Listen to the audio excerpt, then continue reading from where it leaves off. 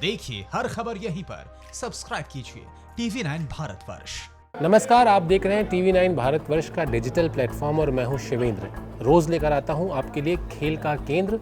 और इस वक्त पाकिस्तान से जो खबर आ रही है वो बहुत बड़ी खबर है, क्योंकि अब फिक्सिंग की जो सुई थी वो पहुंच गई है वसीम अकरम के इर्द गिर्द। यानी पाकिस्तान क्रिकेट के बहुत बड़े एक दिग्गज खिलाड़ी, कप्तान रह चुके वसीम अकरम पर लगा दिया गया है फिक्सिंग का आरोप। और ये फिक्सिंग का आरोप लगाया किसने है? ये लगाया है अताउर रहमान ने। अताउर रहमान वो खिलाड़ी हैं जिनको साल 2000 के आसपास मैच फिक्सिंग के लिए बैन किया गया था। अब वो 20 साल बाद उन्होंने कहा है कि दरअसल साउथ अफ्रीका में एक मैच था जिसमें वसीम अकरम खेले थे, और इसके अलावा वसीम अकरम ने खुद अताउर रहमान को पेशकश की थी कि वो मैच फिक्सिंग में उनका साथ दें।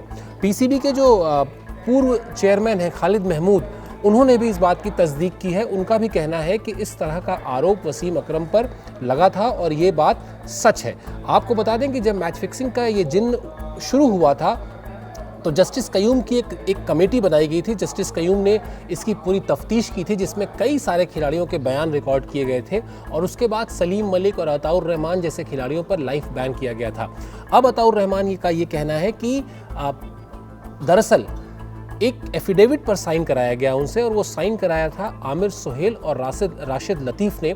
और उसके जब उन्होंने साइन कराया तो उनसे कहा था कि वो दोनों खिलाड़ी यानी राशिद लतीफ़ और आमिर सुहेल भी उस एफिडेविट पे साइन करेंगे, लेकिन उनके साथ धोखा हुआ। उन्हें वो एफिडेविट साइन किए बिना उन दोनों खिलाड़ियों ने मीडिया को दे दिया, और उसके बाद उसमें इस तरह की बात छपी कि अताउर रहमान ने स्वीकार किया है।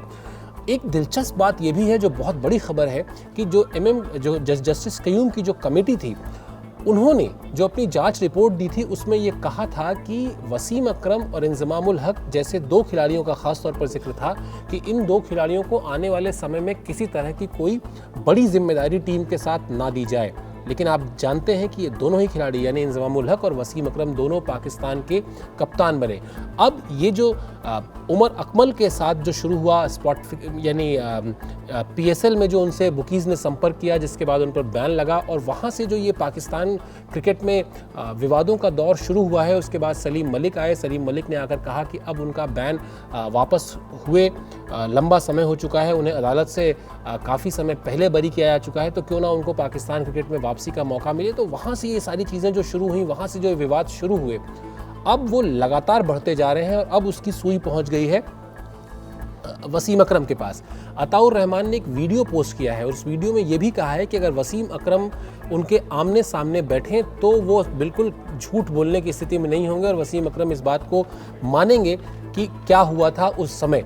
तो ये सारा सब कुछ जो कहानी है, वो ये भी कहते हैं, अताउर रहमान ये भी कहते हैं कि जो खिलाड़ी हैं जो PSL को पहले बहुत कोसते थे, लेकिन अब पैसे के लिए ये PSL के साथ जुड़ गए हैं, और तो और इनके लिए मुल्क कुछ नहीं है, अगर कुछ है तो वो सिर्फ पैसा है। और ये खिलाड़ियों से बातचीत करते हैं, उनकी बातचीत को रिकॉर्ड कर लेते हैं और फिर उसको ब्लैकमेल करते हैं। तो देखा जाए तो अताउर रहमान के ये सनसनीखेज आरोप इसलिए हैं क्योंकि ये वसीम अकरम पर लगे आरोप हैं। अभी तक जो ये पूरे एक हफ्ते से स्थिति चल रही थी पाकिस्तान क्रिकेट की, उसमें अब तक का सबसे बड़ा ये विवाद है, क्योंकि वसीम अकरम पर इस तरह से खुलकर आना, वसीम अकरम पाकिस्तान के बड़े खिलाड़ियों में शुमार हैं।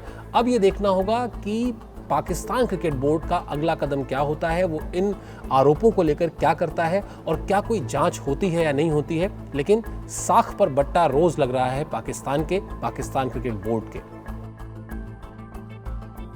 फिक्र आपकी, सोमवार से शुक्रवार रात 9 बजे सिर्फ TV9 भारतवर्ष पर।